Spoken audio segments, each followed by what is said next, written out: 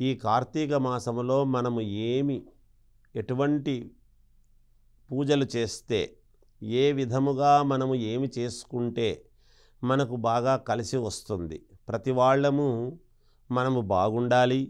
మంచి కార్తీక మాసము చాలా ప్రశస్తమైనటువంటిది. ఇటువంటి ఉన్నతమైనటువంటి మాసములో మనము ఏ విధముగా నడుచుకుంటే మనకు మేలు జరుగుతుంది అనేటువంటి ప్రధానమైనటువంటి విషయం.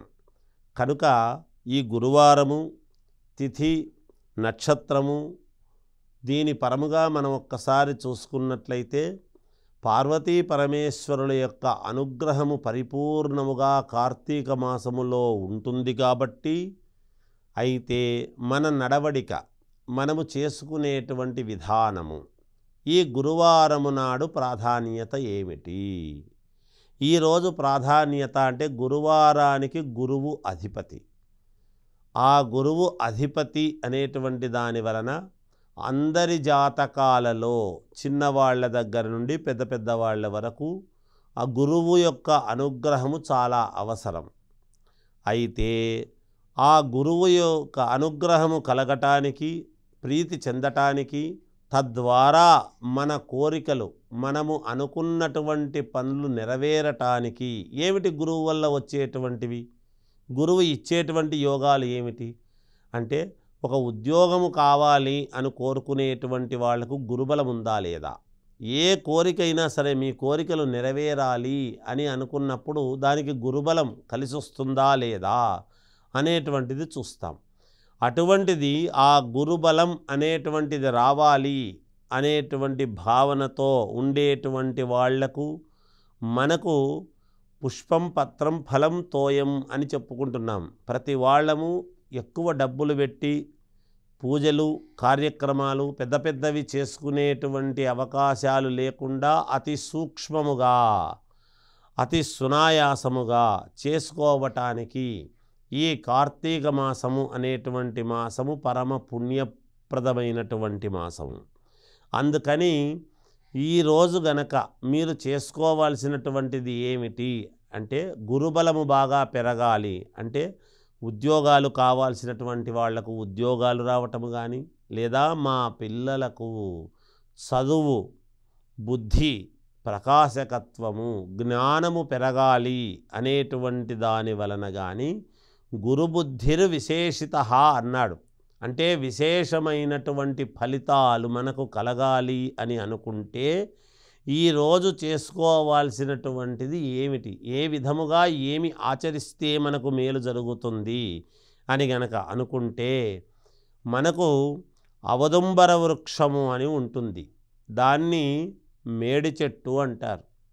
ఈ అవదుంబర వృక్షము అనేటువంటిది గనక నిజంగా విష్ణు ఆలయములో ఉంది అంటే మరీ పరమ పుణ్యప్రదం. ఎందుకు? కార్తీక మాసములో విష్ణువుకు కూడా అంతే ప్రాధాన్యత అనేటువంటిది ఉంది. కాబట్టి ఒకవేళ అలా వృక్షము దగ్గర గనక, అవదుంబర వృక్షము దగ్గర గనక మీరు ఈ దీపారాధన అనేటువంటిది ఒక తొమలపాకు తీసుకొని, తొమలపాకు కింద ముందు ముగ్గులాగా వేసి, ఆ దాని మీద తొమలపాకు పెట్టి, దాని మీద ప్రమిద పెట్టి 3 ఒత్తులు ఒకటిగా కలిపి, ఏది ఆ ఒత్తులు ఎలా ఉండాలి అంటే హరిద్రము, పసుపుతో కూడినటువంటి ఒత్తులు, పసుపు పచ్చని ఒత్తులైనా పర్వాలేదు కలర్ ఉంటే, దొరకకపోతే దానికి పసుపు పట్టించి పచ్చగా తయారు చేసి, అప్పుడు 3 ఒత్తులు ఏకీకృతమై 3 ఒకటిగా చేసి ఆ ప్రమిదలో వేసి ఆవు నెయ్యి పోసి దీపారాధన అనేటువంటిది ఆ మేడు చెట్టు దగ్గర గనక చేసినాము అంటే, అవదుంబర వృక్షము దగ్గర చేసి మన కోరికలు, మన పిల్లలకు బాగా చదువు రావాలి, మా పిల్లవాడికి మేలు జరగాలి, నాకు మంచి ఉద్యోగము రావాలి అనేటువంటి కోరిక కావచ్చు, లేదా ఆడవాళ్ళు మా వారికి ఉద్యోగములో మంచి ఉన్నతమైనటువంటి స్థితి కలగాలి అనేటువంటి కోరిక కావచ్చు, లేదా జీతము పెరగాలి అని కావచ్చు. ఇలాంటివి వీటికి సంబంధించినటువంటివి. కాబట్టి గురువు యొక్క అనుగ్రహము పరిపూర్ణముగా కలగడమే కాకుండా అవదుంబర వృక్షము అనేటువంటిది దత్తాత్రేయ స్వామి స్వరూపము, అంటే త్రిమూర్తుల యొక్క అంశ.